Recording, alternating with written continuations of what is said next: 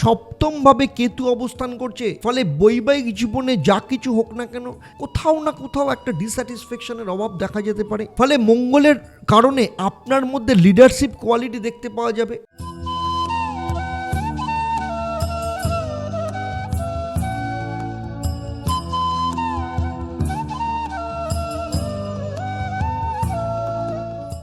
নমস্কার, আমি অ্যাস্ট্রো আচার্য দেবদত্ত।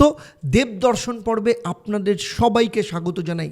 সেই সাথে আমার তরফ থেকে রইল আপনাদের প্রত্যেকের জন্য, আপনাদের পরিবারের জন্য শুভ শারদীয়ার অগ্রিম প্রীতি ও শুভেচ্ছা। আজ দেবদর্শন পর্বে আমি আলোচনা করতে যাচ্ছি প্রত্যেক মাসের মতো এই মাস অক্টোবর মাসে মীন রাশি বা লগ্নের জাতক জাতিকাদের মাসিক রাশিফল অর্থাৎ পুজোর মাস আপনাদের কেমন যেতে চলেছে। রবি ও বুধ যুক্ত হয়ে বুধাদিত্য যোগ তৈরি করেছে। অক্টোবর মাসে শুক্র তুলা রাশিতে অষ্টমভাবে বসে থাকবে 13ই অক্টোবর অবধি, সেই সময় মালব্য যোগ তৈরি করবে। তাই কেরিয়ারের দিক থেকে 4টে বড় লাভ পেতে চলেছেন। সেই সাথে অক্টোবর মাসে 3টে গ্রহের পরিবর্তন হতে চলেছে। মঙ্গল, শুক্র, রবি 3টে গ্রহই অক্টোবর মাসে তাদের রাশি পরিবর্তন করবে। তার ফলে মীন রাশি বা লগ্নের জাতক জাতিকাদের ওপর এই অক্টোবর মাসে কী প্রভাব পড়তে চলেছে সেটা নিয়ে আমি এখানে বিস্তারিতভাবে আলোচনা করব। আমার এই আলোচনার মধ্য দিয়ে আপনারা জানতে পারবেন আপনাদের শরীর স্বাস্থ্য কেমন থাকবে, অর্থ, পরিবার, বিদ্যা, শিক্ষা, প্রেম, বিবাহিত জীবন, ভাগ্য, কেরিয়ার, ব্যবসা প্রভৃতি বিষয়ে কি কি পদক্ষেপ এই অক্টোবর মাসে আপনারা নেবেন এবং কোন কোন বিষয় আপনারা অ্যাভয়েড করবেন। এই যে 3টে গ্রহের রাশি পরিবর্তন হয়েছে তার মধ্য দিয়ে আপনারা কি কি সুবিধা পাবেন অথবা কি কি সমস্যা আপনাদের জীবনে আসতে পারে, সেই সমস্ত কিছু পুঙ্খানুপুঙ্খভাবে আপনারা জানতে পারবেন। সেই সাথে আপনাদের জন্য থাকছে এই মাসের জন্য আপনাদের শুভ রং এবং তার সাথে সাথে আপনাদের জন্য কি মহা উপায় আপনারা পালন করবেন যাতে আপনাদের জীবনের সমস্ত সমস্যাকে সরিয়ে আরও ভালো করে আপনাদের জীবনে কাজে লাগাতে পারেন। তার সাথে থাকছে আপনাদের জন্য প্রশ্ন, যারা সঠিক উত্তর দেবেন তাদের জন্য কি সারপ্রাইজ থাকবে সেটাও আপনারা ভিডিওর শেষে জানতে পারবেন। তাই পুরো ভিডিওটা শেষ অবধি খুব মন দিয়ে দেখবেন। আমার এই আলোচনা আপনাদের জন্মরাশি বা লগ্ন এবং গ্রহদের গোচরের ওপর ভিত্তি করে। সবথেকে গুরুত্বপূর্ণ বিষয় আপনাদেরকে আমি জানাতে চাইছি একদম শুরুতেই, জ্যোতিষশাস্ত্র অনুসারে আপনি কতটা ফল পাবেন সেটা নির্ভর করে আপনার কর্মফল, বাবা মায়ের কর্মফল, তার সাথে আপনার নবগ্রহের অবস্থান আপনার নিজের জন্মকুণ্ডলিতে, বর্তমানে আপনার মহাদশা, অন্তর্দশা, প্রত্যন্তর্দশা, আপনার হাত এবং আপনার বাড়ির বাস্তু, এই সমস্ত কিছুর ওপর কিন্তু নির্ভর করে। তাই যদি কোথাও আমার এই আলোচনার মধ্যে দিয়ে মনে হয় যে আপনার জীবনের সাথে কোথাও ম্যাচ হচ্ছে না, তাহলে আমি বলবো ইমিডিয়েট আপনার জন্মকুণ্ডলী, আপনার হাত এবং আপনার বাস্তু পর্যবেক্ষণ করানো ভীষণ দরকার।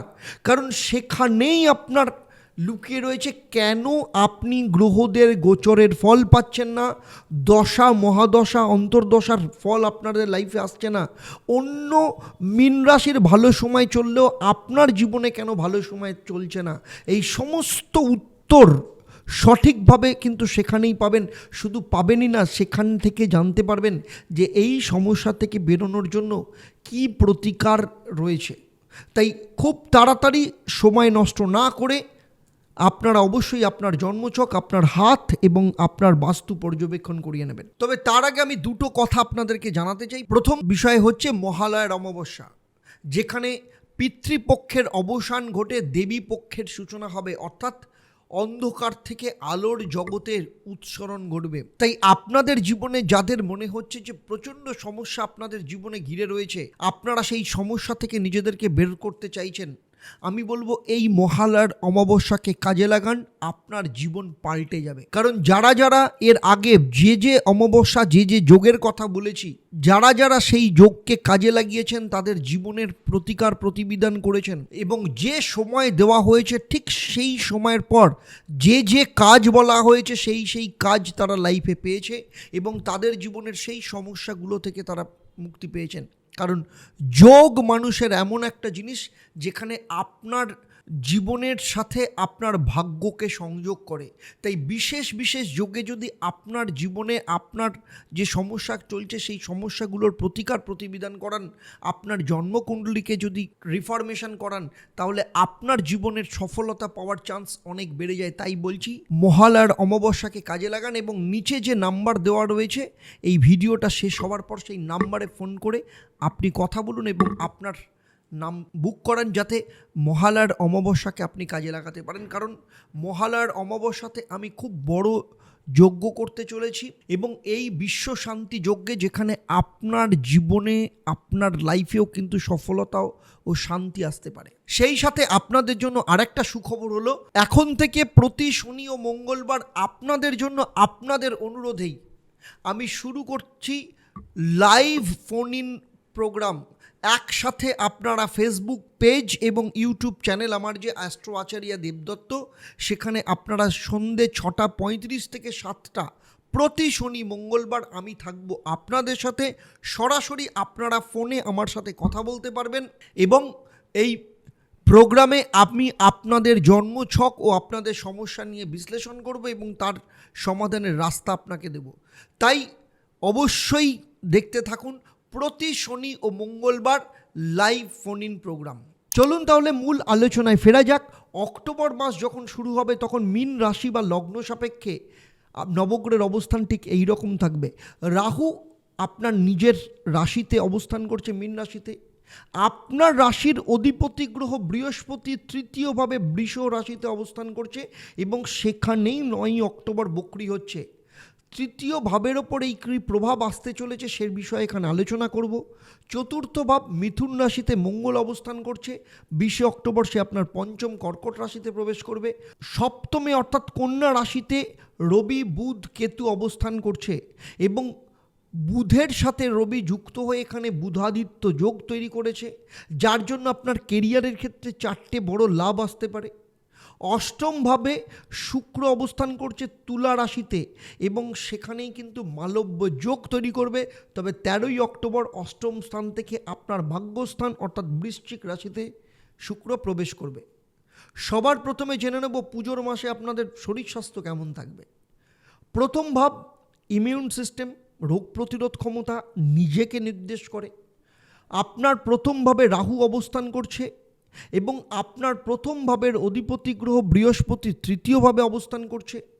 যখন ইমিউনিটি দুর্বল থাকে তখন কিন্তু রোগ সংক্রমণের ক্ষমতা বাড়িয়ে দেয়। প্রথমভাবে রাহু অবস্থান করছে এবং আপনার অধিপতি গ্রহ বৃহস্পতি সেও কিন্তু শত্রু স্থানে অবস্থান করছে। এখানে প্রথম ভাব যেমন দুর্বল, তেমনি প্রথম ভাবের অধিপতিও কিন্তু দুর্বল হয়ে রয়েছে। ফলে আপনাকে যতই পুজো চলুক, সমস্ত কিছু চলুক, তবুও কিন্তু নিজের শরীরের ওপর খেয়াল রাখতে হবে যাতে কোনো রকম ইনফেকশন না হয়, ডাইজেশনের সমস্যা না হয়, পেট সংক্রান্ত সমস্যায় যাতে না ভুগে, আপনাদের পুজো যাতে মাটি না হয় সে বিষয়েও খেয়াল রাখতে হবে। যদি কোথাও ঘুরতে যান, ট্রাভেল করেন, বাইরে কোথাও যান, অনেক দিনের জন্য যাচ্ছেন, তাহলে অবশ্যই নিজের শরীর স্বাস্থ্য এবং ডায়েটের ওপর কিন্তু খেয়াল রাখতে হবে। মীন রাশি বা লগ্নের জাতক জাতিকাদের আর্থিক দিক থেকে দেখতে গেলে অর্থের পরিস্থিতি কিন্তু পুজোর মাসে যথেষ্ট ভালো রয়েছে। মালব্য যোগ তৈরি হচ্ছে, এর ফলে 4টে বড় আর্থিক লাভ আপনি পেতে পারেন। অষ্টমভাবে শুক্র অবস্থান করছে, তার দৃষ্টি মেষ রাশি অর্থাৎ আপনার অর্থভাবের ওপর রয়েছে।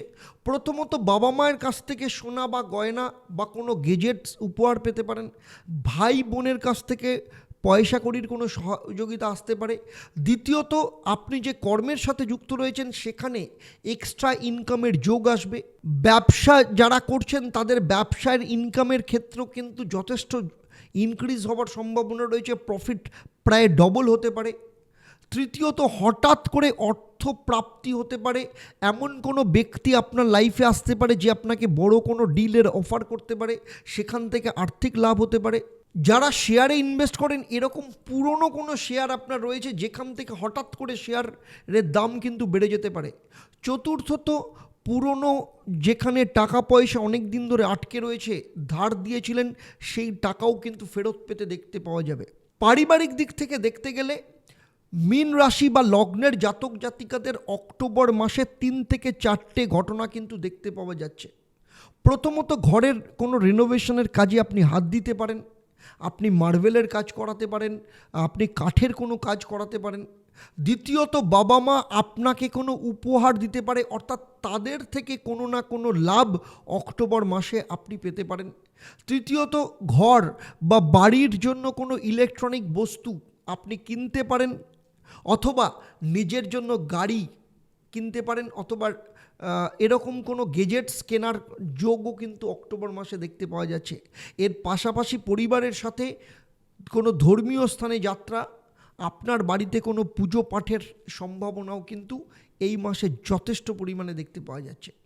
এবারে আসবো মীন রাশি জাতক জাতিকাদের, আপনাদের যাদের সন্তান আছে, সন্তান পঞ্চম ভাব থেকে নির্দেশ করে। সপ্তমভাবে বুধের সাথে রবি যুক্ত হয়ে বুধাদিত্য যোগ তৈরি করেছে। ফলে যারা দীর্ঘদিন ধরে সন্তান প্রাপ্তির জন্য চেষ্টা করছেন, সন্তান লাভের সম্ভাবনা রয়েছে। আপনার সন্তান কোনো অ্যাক্টিভিটিস বা নতুন কোনো কিছু শেখার ব্যাপারে ইন্টারেস্ট নিতে পারে। বুধাদিত্য যোগের জন্য আপনার সন্তানের কোনো মানসিক ইচ্ছা পূরণ হতে পারে। তবে 21শে তারিখের পর কিন্তু রাস্তাঘাটের ব্যাপারে কিন্তু যথেষ্ট সাবধানে থাকতে হবে। সেই সাথে সাথে মঙ্গল যেহেতু আপনার মিথুন রাশিতে থাকবে এবং পরে কর্কট রাশিতে যাবে, ফলে জামা কাপড়ের ক্ষেত্রে কিন্তু সুতি জাতীয় জামা কাপড় বেশি পরতে হবে, না হলে কিন্তু কোনো না কোনো কারণে আগুনের কিন্তু সমস্যা দেখা যেতে পারে। এবারে জেনে নেব মীন রাশি বা লগ্নের যেসব জাতক জাতিকারা স্টুডেন্ট রয়েছে তাদের বিদ্যা ভাগ্য কেমন থাকবে। পঞ্চম ভাব থেকে বিদ্যাকে নির্দেশ করে, আর আপনার পঞ্চম ভাবের অধিপতি চন্দ্র যে প্রতি 2.5 দিন অন্তর রাশির পরিবর্তন করে। বুধ ও শুক্র কেন্দ্রতে অবস্থান করছে, শুক্র তার নিজের রাশিতে রয়েছে, বুধের পরিস্থিতি যথেষ্ট ভালো, ফলে ইন্টেলিজেন্সে যথেষ্ট পরিমাণে থাকবে। কিন্তু রবি নিচস্থ হবে 17ই অক্টোবরের পর, ফলে যদি কোনো গভর্নমেন্ট জবের পরীক্ষা থাকে তাহলে কিন্তু খুব ভালো হবে। যদি 17ই অক্টোবরের আগে হয়, তারপরে হলে কিন্তু যথেষ্ট পরিমাণে সমস্যা আসতে পারে। তবে যে কোনো পরীক্ষা থাকুক না কেন, তাহলে আমি বলবো শুরুতে যদি থাকে তাহলে সেক্ষেত্রে যথেষ্ট ভালো ফল পাওয়া যাবে। কারণ তুলা রাশিতে রবি যখন প্রবেশ করবে 17ই অক্টোবরের পর, তখন সে নিচস্থ হবে, ফলে কনফিডেন্স বা আত্মবিশ্বাস কিছুটা ডাউন হতে পারে। যদি পড়াশোনা সম্পর্কিত কোনো সিদ্ধান্ত নিতে হয় তাহলে আবার বলছি 16 বা 17 তারিখের আগে নিলে সব থেকে সর্বশ্রেষ্ঠ ফল কিন্তু পাওয়া যাবে। লাভ লাইফের ক্ষেত্রে বলবো পুজোর মাসে প্রেম কেমন থাকবে। পঞ্চম ভাব থেকে প্রেমকে নির্দেশ করে হয়। আগেই বলেছি পঞ্চম ভাবের অধিপতি গ্রহ চন্দ্র, এবং 20শে অক্টোবরের পর মঙ্গল পঞ্চম স্থানে প্রবেশ করবে এবং মঙ্গল সেখানে নিচস্থ হবে। ফলে আপনার যে পার্টনার তার মধ্যে কিন্তু অ্যাগ্রেসিভ মনোভাব দেখা যাবে। ছোট ছোট বিষয় নিয়ে তর্ক বিতর্ক করা, ছোট ছোট বিষয় নিয়ে ধৈর্য হারিয়ে ফেলা, এরকম দেখা যেতে পারে, বিশেষ করে 20শে অক্টোবরের পর।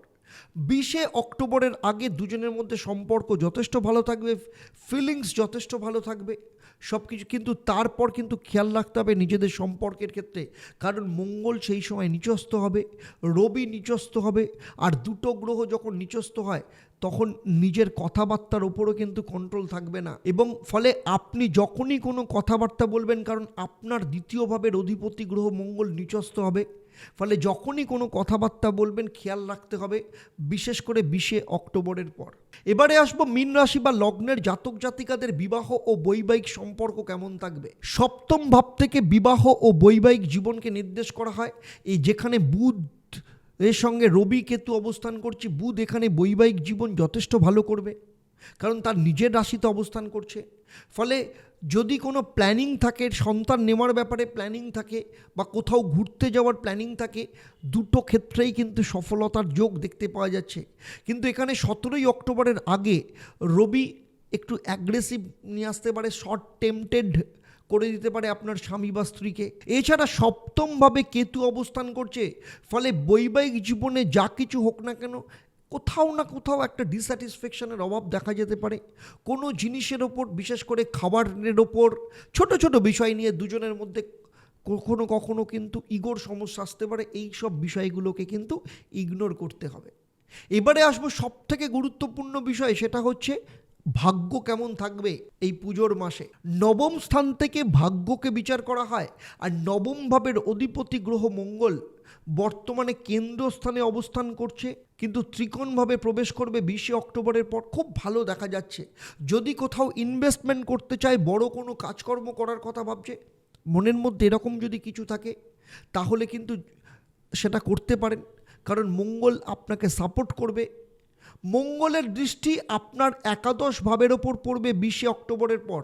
তবে মঙ্গল এখানে নিচস্থ হয়ে যাবে, ফলে যেই কাজকর্ম অনেক তাড়াহুড়ো হয়ে যাচ্ছিল সেই কাজকর্মগুলোকে কিন্তু যথেষ্ট সময় লাগবে, ফলে সাথ ভাগ্য দেবে কিন্তু ডিলেও করাবে।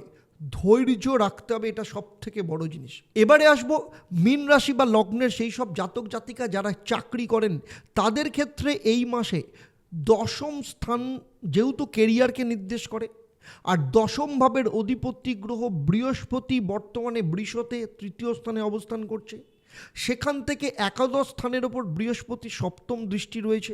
এর পাশাপাশি মঙ্গলের দৃষ্টি কর্মস্থানের ওপর থাকবে 20 অক্টোবরের আগে, কারণ মিথুন রাশি থেকে কর্মস্থানের ওপর যাবে। ফলে মঙ্গলের কারণে আপনার মধ্যে লিডারশিপ কোয়ালিটি দেখতে পাওয়া যাবে। তবে তার সাথে সাথে কখনো কখনো কাজকর্ম নিয়ে ওভার কনফিডেন্স হতে দেখা যেতে পারে, বা কারোর ওপর রাগ বা কোথাও না কোথাও ধৈর্যের অভাব দেখা যেতে পারে। তবে বৃহস্পতির দৃষ্টি একাদশভাবে থাকার কারণে লাভ নিয়ে যথেষ্ট প্রফিট যথেষ্ট দিতে পারে। প্রমোশনের ক্ষেত্রে যারা চিন্তা ভাবনা করছেন, প্রমোশন হওয়ার সম্ভাবনা রয়েছে। কাজকর্ম যথেষ্ট ভালোভাবে সম্পূর্ণ হবে, সে বিষয়ে কোনো সমস্যা নেই।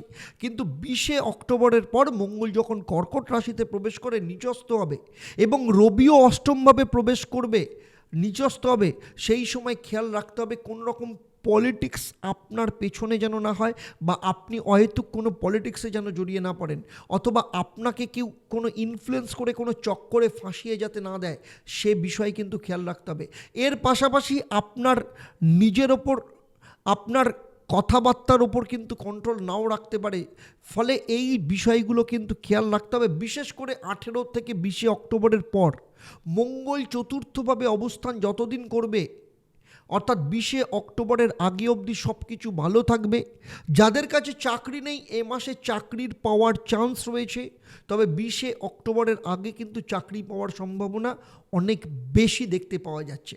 মীন রাশি বা লগ্নের যেসব জাতক জাতিকারা ব্যবসা করেন, তাদের ক্ষেত্রে বলবো ব্যবসা ক্ষেত্র যথেষ্ট ভালো রয়েছে। বুধ অবস্থান করছে সপ্তমভাবে, ফলে ফিনান্সিয়াল গ্রোথ নিয়ে আসবে। শনি নিজের রাশিতে রয়েছে, মঙ্গল কেন্দ্রতে রয়েছে। এই মাসে ব্যবসার ক্ষেত্রে যথেষ্ট ভালো থাকবে এবং ব্যবসায় যথেষ্ট বৃদ্ধি দেখতে পাওয়া যাবে। যারা পার্টনারশিপ ব্যবসা করেন, তাদের ক্ষেত্রে পার্টনারের দ্বারা কোনো বড় ফান্ড ইনভেস্টমেন্ট হতে পারে, এই রকম যোগ দেখতে পাওয়া যাচ্ছে। যারা নতুন ব্যবসা শুরু করতে চাইছেন, তাদের ক্ষেত্রে 20 অক্টোবরের আগে কিন্তু ব্যবসার যথেষ্ট ভালো যোগ দেখতে পাওয়া যাচ্ছে। মীন রাশি বা লগ্ন নিয়ে আমি এতক্ষণ যে আলোচনা করলাম, তা আপনার জন্ম রাশি বা লগ্ন এবং গ্রহদের গোচরের ওপর নির্ভর করে। কারণ মীন রাশি বা লগ্নের জাতক জাতিকা হলেও অন্য সবাই মীন রাশির জাতক জাতিকাদের থেকে আপনার জন্মছক আলাদা, আপনার ডেট অফ বার্থ আলাদা, আপনার নবগ্রহের অবস্থান, সেখানে যে মহাদশা, অন্তর্দশা, প্রত্যন্ত দশা চলছে, আপনার হাত, আপনার বাড়ির বাস্তু, এগুলো সম্পর্কে আমার যদি ধারণা থাকতো, তাহলে এই ভিডিওতে আমি যে আলোচনা করলাম তা আপনার জন্মছকের সাথে আরও হুবহু নিখুঁত মিলে যেত। মীন রাশি বা লগ্ন নিয়ে আমার এই আলোচনা আপনাদের কেমন লাগলো অবশ্যই আমাকে কমেন্ট করে জানাবেন, আর যদি ভালো লাগে তাহলে অবশ্যই অন্যদের শেয়ার করবেন।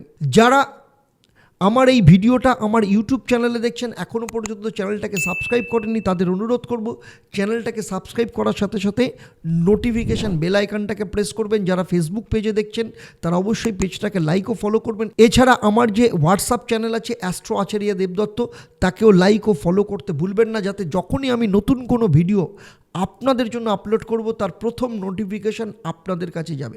এবারে আসবো আমি এই পর্বের প্রশ্ন। আমি এই পর্বে উল্লেখ করেছি রবি কত তারিখে নিচস্থ হবে।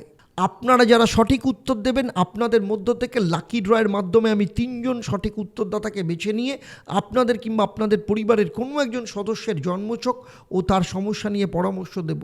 আর আপনারা জানেন যে আমার এই পরামর্শ আপনাদের জন্য সম্পূর্ণ বিনামূল্যে থাকে, তবে অবশ্যই আপনাকে লাকি ড্রয়ের বিজেতা হতে হবে। এবার থেকে আপনারা লাকি ড্রয়ের বিজেতা হিসাবে আপনার নাম জানতে পারবেন প্রতি শনি মঙ্গলবার 6:35 থেকে 7টা আমার যে লাইভ ফোন ইন প্রোগ্রাম অনুষ্ঠান হচ্ছে সেখান থেকে আপনারা জানতে পারবেন। সেই সাথে বলবো, যদিও হাতে একদম সময় নেই তবু আপনাদেরকে বলছি, যারা যারা মহালয়ার অমাবস্যায় আপনাদের গ্রহের প্রতিকার প্রতিবিধান করাতে চাইছেন, এই ভিডিওর শেষে নিচে যে নাম্বার দেওয়া আছে সেই নাম্বারে ফোন করে যোগাযোগ করতে পারেন যে এখনও পর্যন্ত আর সেই স্কোপ বা সেই সুযোগ আছে কিনা। যদি থাকে আমি বলবো এই সময়টাকে যদি কাজে লাগাতে পারেন, আপনার লাইফে আপনি যে কোনো অবস্থায় থাকুন না কেন সেখান থেকে আপনার লাইফ 180 ডিগ্রি ঘুরে যাবে। এবারে আসবো আপনাদের জন্য শুভ রং। এই মাসে আপনাদের শুভ রং হচ্ছে লাল এবং হলুদ। আপনাদের জন্য মহা উপায় হলো এই মাসে বৃহস্পতির বীজ মন্ত্র ওম গ্রাং গ্রিং গ্রং স্বা গুরুবে নমঃ, এই মন্ত্রটা 108 বার পাঠ করবেন। প্রতিদিন হনুমান চল্লিশা পাঠ করবেন। তামার পাত্রে জল নিয়ে সূর্যদেবকে অর্পণ করবেন এবং সূর্যদেবকে যখন অর্পণ করবেন তখন বলবেন ওম ঘৃণী সূর্যায় নমঃ। এই মন্ত্রটা 28 বার জপ করতে করতে সূর্যদেবকে জল অর্পণ করবেন এবং সূর্য অস্ত যাওয়ার পর চন্দ্রের বীজ মন্ত্র ওম শ্রাং শ্রিং স্রং স্বাহ সোমায় নমঃ, এই মন্ত্রটা 108 বার পাঠ করবেন।